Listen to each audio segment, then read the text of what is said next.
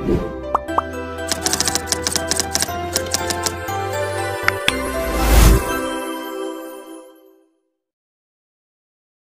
दोस्तों, welcome to transcend academy. तो friends, आशा राखું છું તમે બધા મજામાં છો, મસ્ત છો।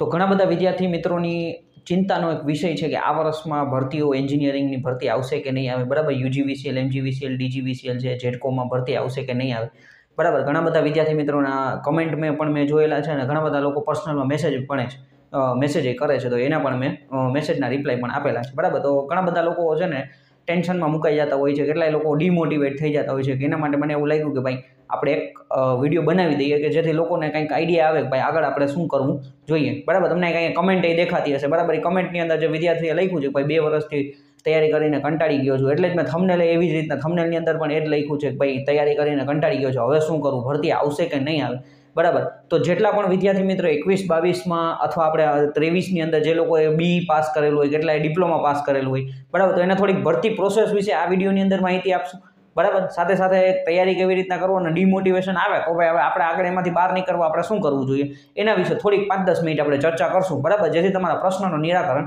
થઈ જાય ને આવનારા સમયમાં કઈ કઈ ભરતી આવશે એના વિશે પણ આપણે આની અંદર ચર્ચા કરી લેશું, બરાબર। તો સૌથી પહેલા તો પ્રશ્ન જે વિદ્યાર્થીએ કમેન્ટની અંદર લખ્યો હતો, બરાબર, તો કે ભાઈ યુજીવીસીએલ, ડીજીવીસીએલ, જેટકોની ભરતી આવશે કે નહીં આવે, બરાબર। હવે ફ્રેન્ડ્સ એક વસ્તુ આમ જો કે જુનિયર એન્જિનિયરની અત્યારે આપણે વાત કરીએ છીએ, બરાબર, જુનિયર એન્જિનિયરની ભરતી હોય, હવે યુજીવીસીએલ છે, એમજીવીસીએલ છે, પછી ડીજીવીસીએલ છે, જેટકો છે, પીજીવીસીએલ છે, બરાબર।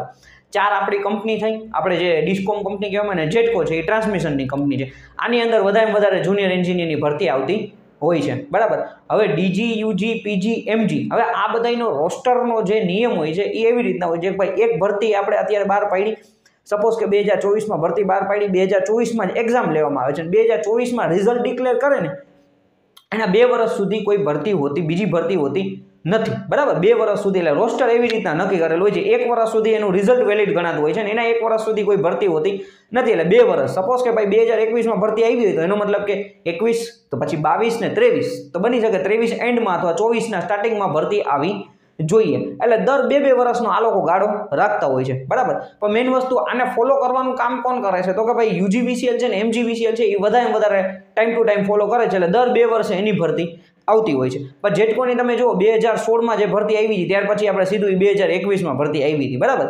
16માં જે ભરતી હતી ત્યાર પછી 16 પછી સીધી ડાયરેક્ટ જેટકો વાળાએ ભરતી કરી હતી 2021માં, બરાબર। ત્યાર પછી તમે જોશો તો કે આપણે પીજીવીસીએલમાં એવી જ રીતના 2016માં જ પીજીવીસીએલની ભરતી થઈ હતી, ત્યાર પછી એ લોકોએ પણ 2021માં જ ભરતી બહાર પાડી હતી, ઓકે। એટલે એ ઘણી વખત એવું હોય કે ભાઈ એકની આરે વધારે એન્જિનિયર લઈ લે પછી આ રોસ્ટરને ફોલો કરતા નથી હોતા, બરાબર, કે ભાઈ વધારે એન્જિનિયર લે પછી 3-4 વર્ષે એકદમ આરામથી એ લોકો કામ ચલાવતા હોય છે, તે પછી એકની આરે વધારે મતલબ કે લોકો રિટાયરમેન્ટ લઈ ત્યાર પછી એની સાથે સેમ એઝ ઇટ ઇઝ એક આંકડો બહાર પાડે કે ભાઈ હવે આટલી અમે ભરતી કરશું, ઓકે।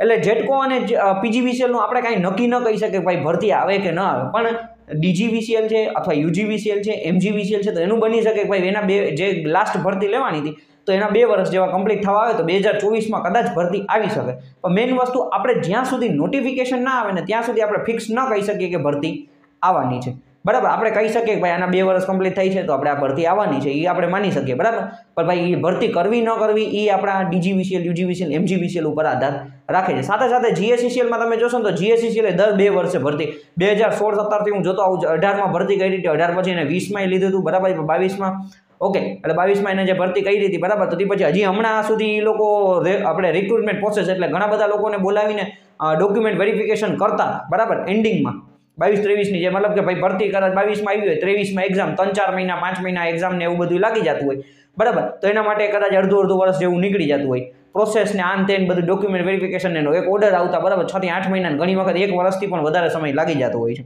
ઓકે। તો હવે એના માટે મેઇન વસ્તુ શું છે તો કે જીએસસીસીએલ દર 2 વર્ષે આવે છે, એટલે ભાઈ ગયા વર્ષે આવી તો બની શકે 24માં નહીં તો 25માં અથવા 24માં આવી પણ શકે, એ ડિપેન્ડ્સ કે એ લોકોને જો રિક્વાયરમેન્ટ છે, જુનિયર એન્જિનિયરની રિક્વાયરમેન્ટ છે તો એ લોકો ભરતી કરી શકે છે, બરાબર। એટલે આપણે ફિક્સ ન કહી શકીએ કે ભરતી આવશે કે નહીં આવે, કોઈ પણ વ્યક્તિ, બરાબર, જે અંદર બેઠેલા છે એ લોકોને ખબર હોય કે ભાઈ આપણે કેટલા માણસોની જરૂર છે, અત્યારે કેટલાથી ચલાવી શકીએ છીએ, બરાબર, અને આપણે કેટલી ભરતી નેક્સ્ટ હવે કરવાની છે એ બધું, ઓકે। મેઇન વસ્તુ ઘણી વખત કહેતા હોય કે ભાઈ ચૂંટણી આવે ને તો ભરતી આવે તો એ પ્રમાણે પણ તમે કહી શકો છો, બરાબર, કે ભાઈ નેક્સ્ટ આપણે ચૂંટણી આવવાની હોય તો એ પ્રમાણે તમારી ભરતી આવી શકે. ઓકે, એટલે આ એક ભરતીનો નિયમ છે, બેઝિક 2-2 વર્ષનો રૂલ હોય, કેટલાય રૂલ્સને ફોલો કરે છે અને કેટલાય લોકો નથી કરતા. બરાબર, એટલે ઘણા બધા વિદ્યાર્થી મને પૂછતા હોય તો હું કહું કે ભાઈ બની શકે 24માં કદાચ 1-2 ભરતી આવી શકે, યુજીની છે, ડીજીની છે અથવા એમજીની છે. બરાબર, પછી ભરતી કરવી કે ન કરવી એ લોકો ઉપર આધાર રાખે છે. જેટકોનું આપણે ફિક્સ ન કહી શકે. ઘણા બધા વિદ્યાર્થી મિત્રો જે જેટકોમાં લાગ્યા છે એમ કહી છે કે જેટકોની ભરતી આવશે, પણ જ્યાં સુધી હું તો એટલું જ કહું છું નોટિફિકેશન ના આવે ત્યાં સુધી આપણે સાચું માનવાનું નહીં. હવે આપણું કામ શું છે? પહેલી વસ્તુ તો કે ભાઈ પહેલી વસ્તુ માનો કે હું એમ કહું તમે 2022માં BE કમ્પ્લીટ કર્યું છે અથવા 23માં કર્યું હશે, એટલે કે ગયા વર્ષે, બરાબર, અથવા તમારું આ વર્ષે BE કમ્પ્લીટ થવાનું હશે, તો આ વર્ષે કમ્પ્લીટ થવાનું તો એનો મતલબ કે ભાઈ તમારી પાસે હજી તમે સેમેસ્ટરમાં ભણો છો, લાસ્ટ સેમેસ્ટરની અંદર, તો તમારે તૈયારી કરવાની. પણ 22-23માં તમે કમ્પ્લીટ કર્યું હોય તો તમારામાં મેઇન પ્રશ્ન એ છે ભાઈ તમે માનો કે કોઈ વિદ્યાર્થી મિત્રોએ 22માં ડિપ્લોમા આપણે BE કમ્પ્લીટ કરેલું છે, તો એનો મતલબ કે એને 2 વર્ષ થવા આવી ગયા, તો એને ડિમોટિવેશન આવી જાય કે ભાઈ હવે 2 વર્ષથી આપણે કાંઈ કરતા નથી, એ કંઈ ભરતી આવતી નથી અને આપણે ક્યાંય લાગવાના કે નથી લાગવાના, તૈયારી કેમ કરવી, એ ઘણો બધો પ્રશ્ન થતો, એટલે ડિમોટિવેશન આવવાની શક્યતા ખરી. બરાબર, 23માં કર્યું હોય તો જે વિદ્યાર્થી મિત્રોએ 23માં કમ્પ્લીટ કર્યું તો એને 1 વર્ષ થવા, મતલબ કે 6-8 મહિના જેવું થયું હશે, તો 1 વર્ષ આપણે માની લઈએ કે 1 વર્ષ થવા આવશે એને કમ્પ્લીટ થતા. બરાબર, એનું BE કમ્પ્લીટ થયું એને, તો એ લોકોને માટે ઘણા બધા વિદ્યાર્થીઓને આઈડિયા ન હોય ભાઈ કઈ ભરતી આવશે, કેવી ભરતી આવશે, કેમાં શું પ્રોસેસ છે ભરતીનું, બરાબર, પરીક્ષા કઈ રીતના લેવાશે, સિલેબસ શું છે, એ બધો આઈડિયા હોતો નથી. પણ મેઇન વસ્તુ તો કે અત્યારે આપણી પાસે એક જ વસ્તુ છે કે ભાઈ તમે તૈયારી ચાલુ રાખો, પહેલા નંબરની વસ્તુ. હવે ડિમોટિવેશનનું બીજું કારણ છે કે તમે નવરા છો, તમે તૈયારીમાં મતલબ એવું છે કે ભાઈ તમે 2, 4, 5 કલાક વાંચો છો, બાકીના તમે ટાઈમમાં નવરા છો, એટલે તમને પ્રોબ્લેમ આવી શકે. તો સૌથી બેસ્ટમાં બેસ્ટ હું તમને કહું છું ભાઈ તમે ક્યાંક નાની એવી પાર્ટ ટાઈમ જોબ ગોતી લ્યો, અથવા આપણા ઇલેક્ટ્રિકલ એન્જિનિયર માટે સૌથી બેસ્ટ જોબ છે ને એ સબસ્ટેશનની જોબ છે. બરાબર, મારા ઘણા બધા મિત્રો છે એ સબસ્ટેશનમાં નોકરી કરીને ગવર્મેન્ટ જોબમાં લાગ્યા છે. બરાબર, અને ઘણા બધા વિદ્યાર્થી મિત્રો જોબ કરતાં આપણે મતલબ કે પ્રાઇવેટમાં જોબ કરતાં આપણે ગવર્મેન્ટ જોબમાં પરીક્ષામાં સિલેક્ટ થાય છે. ઓકે, એટલે આ સૌથી મોટું ડિમોટિવેશનનું કારણ છે કે આપણે વધારે સમય છે ને ખાલીપો અનુભવીએ છીએ, કે આપણે નવરા બેઠા રહેતા હોઈએ છીએ અથવા વધારે મોબાઈલનો ઉપયોગ કરતા, એટલે આપણને ડિમોટિવેશન આવતું હોય છે. બરાબર, એમ થાય કે ભાઈ આપણું શું થશે. ઓકે, તો હવે એના માટેનો રસ્તો એક જ છે કે ભાઈ તમારું રૂટીન ચેન્જ કરો. બરાબર, તમે વાંચવાના ટાઈમ ફિક્સ કરો, કાંઈક તમે એક્સ્ટ્રા એક્ટિવિટીમાં તમે એડ થાવ, તમારો મગજ નવરો પડશે, વિચારશે, તો તમને ડિમોટિવેશન આવશે. બરાબર, એટલે ડિમોટિવેશન ન આવે એના માટે કાં તો સૌથી બેસ્ટ વસ્તુ છે કે ભાઈ તમે સબસ્ટેશનની જોબ જોઈન કરી લો. તમે એમ કહો સર સબસ્ટેશનની જોબ કરીશ તો હું વાંચીશ કઈ રીતના, હાથે ભાઈ સબસ્ટેશનમાં કામ છે ને ભાઈ થોડુંક જ હોય છે, એટલું બધું કરવાનું નથી હોતું. બરાબર, તમારી આસપાસના વિસ્તારની અંદર ક્યાંય પણ સબસ્ટેશન હોય તો એમાં તમે જોબે જોઈન કરી લો. 2 ફાયદા થશે. એક તો તમને એક્સપિરિયન્સ મળશે. બરાબર, એક્સપિરિયન્સ તમને મળવાનું સ્ટાર્ટ થઈ જશે, તમે અહીંયા કામ કેવી રીતના કરવું, શું કરવું, તમારો મગજ થોડો ફ્રેશ થશે, તમને નવું શીખવાય મળશે પાવર સિસ્ટમ વિશે. ઓકે, અને સાથે ત્યાં તમારી પાસે વાંચવાનો ટાઈમ છે જ, ત્યાં તમારી પાસે વાંચવાનો ટાઈમ છે તો તમે ત્યાં બેઠા વાંચો. બરાબર, જેમ મેં તમને પહેલાં કીધું, મારા ઘણા ભાઈબંધ છે એ લોકો આવી રીતના સિલેક્ટ થયા છે સબસ્ટેશનમાં જોબ કરીને, તો એ લોકો ત્યાં વાંચતા જ, તો એટલે તમે વાંચવાનું કામ થાય છે તમારું, પ્લસ તમારું જોબનું, અને બીજું કે તમને 7-8 હજાર એ લોકો સેલેરી આપે છે, તો એનો મતલબ કે ભાઈ તમારે એક ઇન્કમ થઈ ગયો. એનો મતલબ તમારા ઘરે પૈસા માંગવાની પ્રોસેસ થતી નથી. બરાબર, તમારા પપ્પાને એમ કહેવું નહીં પડે પપ્પા મને પૈસા આપો, તમારે કારણ કે તમે 5-7 હજાર રૂપિયા 8 હજાર રૂપિયા અમે કમાવું છું, તો તમારા ચોપડાનો ખર્ચો, તમારો ખર્ચો અત્યારે તમે ઉપાડતા થઈ ગયા. બરાબર, મૂળ પ્રશ્ન ઘણી વખત ફાઇનાન્શિયલ કન્ડિશનનો આવતો હોય છે, ઘણી વખત કોઈ બીજા કારણો પણ હોઈ શકે છે. પારિવારિક સમસ્યા, ઉંમર થતા ઘણા બધા લોકોને કેટલા પ્રશ્નો નડતા હોય છે. બરાબર, એટલે મેઇન વસ્તુ એ જ છે કે ભાઈ ક્યાંક સારી એવી નાની પાર્ટ ટાઈમ જોબમાં જોઈન થઈ જાઓ. જ્યારે ભરતી આવે તમને એમ થાય કે નોટિફિકેશન આવ્યું ત્યારે તમે જોબ મૂકીને તૈયારીમાં લાગી જાઓ. બરાબર, એમાં હું ના નથી પાડતો. અથવા જ્યારે તમને એમ લાગે હવે પરીક્ષા આવવાની છે એ સમયે તમે જોબ મૂકીને તમે રજા લઈ લો, તૈયારીમાં લાગી જાઓ. બરાબર, તૈયારી તમે ડેઈલી રોજની 2-3 કલાક 4 કલાક વાંચ્યા જ રાખો. બરાબર, તમે અત્યારે કોઈ પણ વ્યક્તિ છે, બરાબર, એક જે ગાંધીનગરમાં રહેતા હોય ને એ બધા હું માનીને હાલીએ કે ભાઈ આ રોજની 8-10 કલાક વાંચતા હોય. બાકી કોઈ પણ વ્યક્તિ છે એ 4 થી 5 કલાકથી વધારે વાંચતો નહીં હોય. ઇવન કોક 1-2 વિદ્યાર્થી એવા નીકળી જાય જે 11-12 કલાક વાંચતા હોય. બાકી કોઈ પણ વ્યક્તિ છે ને 11-12 કલાક વાંચતું હોતું નથી. તો તમે ડેઈલીના 2 કલાક કન્સિસ્ટન્સી 2 થી 3 કલાક તમે રીડિંગ કરો અને ક્યાંક જોબ કરો. બરાબર, કાંઈક એવી જોબ ગોતો કે ભાઈ જેમાં થોડું ઘણું કામ ઓછું હોય, તમને સેલેરી એવી મળી જાય કે ભાઈ થોડુંક સેલેરી ભલે ને ઓછી હોય, એવું નહીં વિચારવાનું સેલેરીમાં હવે મારે સેલેરી એ વધારે જોઈએ.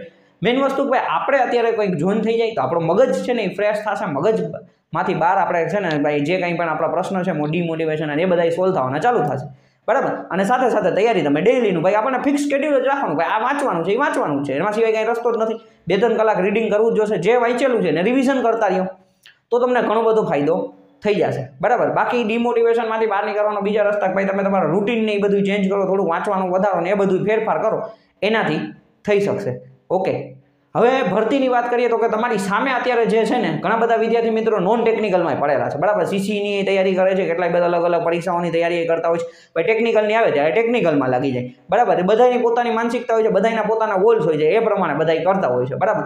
હવે ઘણા બધા વિદ્યાર્થી મિત્રો એવું હોય કે મારે ટેકનિકલની અંદર જ તૈયારી કરવી છે. તો ટેકનિકલની અંદર તૈયારી કરવી છે તો એના માટે તમારી પાસે અત્યારે કઈ ભરતી સામે છે? તો કે આપણી પાસે આપણને આઈડિયા છે કે ભાઈ અત્યારે આરઆરબી એએલપી, બરાબર. આરઆરબી એએલપી અત્યારે ભરતી છે, બી લખાઈ ગયું, ઓટો લોકો પાયલોટ, બરાબર. ઘણા મતલબ હોય કે ભાઈ સાહેબ અત્યારે હવે આ એએલપીમાં આપણે જોબે નથી લાગવું, પણ દોસ્ત હવે વસ્તુ એ છે કે ભાઈ તમારી પાસે કાંઈ સામે નથી તો એટલીસ્ટ તમે ટ્રાય તો કરો. હા, રિઝનિંગ છે, મેથ્સ છે, પછી આપણે જીકે છે અને કેમિસ્ટ્રી ને એ બધું આપણે સાયન્સ છે એ તૈયાર કરવું પડે પહેલા સ્ટેજની અંદર. પછી CBT 2 ની અંદર આપણું પાછું આજ આવશે ને પાછું થોડુંક ટેકનિકલી આવી જશે, બરાબર. પણ મેઇન વસ્તુ એ છે કાંઈ નથી એના કરતાં તમારી સામે જે ઓપોર્ચ્યુનિટી છે એની અંદર આપણે પ્રિપેરેશન કરો. બી કરેલું હોય, ખાલી બી કરેલું હોય એ વિદ્યાર્થી પણ આની અંદર ફોર્મ ભરી શકે છે, ડિપ્લોમા કરેલો હોય ફોર્મ ભરી શકે છે, અને આઈટીઆઈ કરેલો વ્યક્તિ પણ આની અંદર ફોર્મ ભરી શકે છે, બરાબર. તો આરઆરબી એએલપી તમારી સામે છે. હવે આનો બીજો ફાયદો એ છે કે જો તમે આ તૈયારીની અંદર લાગો છો તો આરઆરબી જેઈ આવવાની છે એપ્રિલ મેની અંદર આપણે આરઆરબી જેઈની ભરતી આવવાની છે. રેલવે કેલેન્ડર બહાર પાડી દીધું છે ભાઈ અમે જુનિયર એન્જિનિયરની ભરતી કરવાના છે.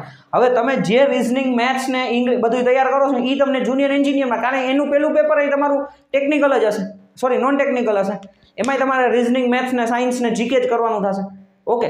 તો હવે એ તૈયાર કરવા માટે હવે અહીંયા તમે ત્યારે ભરતી આવશે ને ત્યારે તૈયાર કરો એના કરતાં તમે અત્યારે એએલબીમાં ફોર્મ ભરજો, બરાબર, અને એની તૈયારી ચાલુ કરી દો તો પછી તમને જુનિયર એન્જિનિયરમાં ફાયદો થશે, બરાબર. ત્યાર પછી ઓલા ગ્રામ સેવકની આપણે જે ભરતી હતી 248 જગ્યાવાળી, તો એ ભરતી પણ આવવાની છે. નોટિફિકેશનનું ઘણા ટાઈમથી બહાર પડી ગયું છે, પણ હવે કયા સમયે આપણી ટેકનિકલ ભરતી જે હતી, બરાબર, ઇલેક્ટ્રિકલ એન્જિનિયર માટે, તો હવે એ ભરતી ક્યારે આવશે એ ફિક્સ નથી, પણ 248 જગ્યાવાળું બહાર પડી ગયું છે નોટિફિકેશન. મતલબ કે જે આપણે ઓલું પરિપત્ર છે એ ફરતું થઈ ગયું હતું, એટલે એનો મતલબ કે ભાઈ ભરતી 6 મહિનાની અંદર આવી શકે એની શક્યતા છે. તો હવે તમે આની તૈયારી કરો છો તો સાથે સાથે તમે એની પણ તૈયારી કરો, એટલે તમારી સામે અત્યારે 3 ભરતી તો છે જ, ઓકે. પ્લસ જીએસએસબી એ 2 કેલેન્ડરની અંદર એ ભરતીઓ બહાર પાડેલી છે, તો એ જે તે સમયે એનું 2023-24ની અંદર તો એ પણ ભરતીઓ આવવાની છે. એ લોકોએ કેલેન્ડર બહાર પાડેલું છે, તો એમાંથી પણ તમને કંઈક ને કંઈક ભરતી આવશે. તો તમે તૈયાર હશો ને તો એ સમયે તમે ભરતીમાં લાભ લઈ શકશો. પણ તમે ખાલી રાહ જોઈને બેઠા રહેશો ભાઈ ભરતી આવશે ત્યારે વાંચશું ને ત્યારે તૈયારી કરશું, તો તમને છે ને ડિમોટિવેટ 100% થશે. એટલે એ ડિમોટિવેશનમાંથી બહાર નીકળવાનું એક જ કારણ છે કે ભાઈ તમે અત્યારે તમારી સામે જે છે ને એને એક્સેપ્ટ કરજો, બરાબર. તમારા ઘરની ફાઇનાન્શિયલ કન્ડિશન સારામાં સારી હોય, તમને કંઈ પ્રોબ્લેમ ના હોય, બરાબર, તો તમારે જોબ કરવાની કાંઈ જરૂર નથી, બરાબર. તો તમે ખાલી તૈયારીમાં ફોકસ કરો, તમે ક્યાંક ક્લાસીસ જોઈન કરી લો, એટલે તમે ત્યાં જાશો આવશો તો તમને આ બધા પ્રશ્નો છે એ સોલ્વ થવાના, વાંધો નહીં આવે. સાથે સાથે તમારી તૈયારી પણ થતી રહેશે, ઓકે. ફાઇનાન્શિયલ કન્ડિશન એવી સારી ના હોય તો તમે ક્યાંક જોબે લાગી જાઓ, રોજનું 2-3 કલાક 4 કલાક રીડિંગ કરો આ બધાનું, બરાબર. એએલપીમાં પણ સારું, ઘણા બધા વિદ્યાર્થીઓ એવું યાદ લીધું કે એએલપીમાં લાગી ગયા પછી આપણે આગળ ન વધી શકીએ, ત્યાંથી લાગી ગયો ભાઈ બીજી કોઈ ભરતીમાં તૈયારી કરવાની, તૈયારી ચાલુ જ રાખવાની, બરાબર. જે વિદ્યાર્થી મિત્રો મારા આઈટીઆઈ સુપરવાઇઝર ઇન્સ્ટ્રક્ટરમાં લાગ્યા છે અત્યારે તૈયારી કરે છે, એ જીપીએસસીની તૈયારી કરે છે કે ભાઈ જીપીએસસીમાં આપણી ઇલેક્ટ્રિકલની ભરતી આવશે, એમાં આપણે લાગી જશે. એક સ્ટેપ પછી બીજું સ્ટેપ, 1 by 1 સ્ટેપ આગળ વધતા જાય એટલે વાંધો ના આવે. એટલે આ રીતના તમે કરશો, બરાબર. 3-4 ભરતી મેં તમને કીધું ભાઈ 3 ભરતી તો ત્યારે છે, આરઆરબી એએલપી છે, આરઆરબી જેઈ છે, ત્યાર પછી આપણી 248ની જે આપણે ઇલેક્ટ્રિકલ એન્જિનિયરની કીધી હતી એ ભરતી છે, બરાબર. એક ગામડા વાઇઝ આપણે જે પરિપત્ર બહાર પડ્યું હતું એ 3 તો છે. યુજી ને એમજી બની શકે કે આ વર્ષમાં આવે, પણ હું જ્યાં સુધી નોટિફિકેશન ના આવે ત્યાં સુધી હું ફિક્સ કહેતો નથી, બરાબર. પણ એ મેઇન વસ્તુ એ છે કે ભાઈ જે તે સમયે ભરતી આવે તમે તૈયાર હશો તો તમે એની અંદર લાગી જશો, નકર આપણે પ્રોબ્લેમ થવાની છે. ત્યારે આનથી પણ વધારે જ્યારે સિલેક્શન નહીં થાય ને કે તૈયારી કરી હોય તો સારું હતું, સિલેક્શન નહીં થાય વારો નહીં આવે ત્યારે આનથી પણ વધારે ડિમોટિવેશન થશે. એટલે એ ડિમોટિવેશન ન થાય એના માટે અત્યારથી લાગી જવું જરૂરી છે, ઓકે. એટલે ઘણા બધા વિદ્યાર્થી મિત્રો ક્વેશ્ચન કરતા હતા કે ભાઈ આવી રીતના ડિમોટિવેશન થાય છે, 2-3 વર્ષથી ભરતી નથી આવી. ભાઈ ભરતીનો નિયમ છે ભાઈ, ભરતી આવશે ને તો એકની આરે 3-4-5 ભરતીઓ આવશે, નહીં આવે ને તો 2 વર્ષ સુધી કાંઈ નહીં આવે, બરાબર.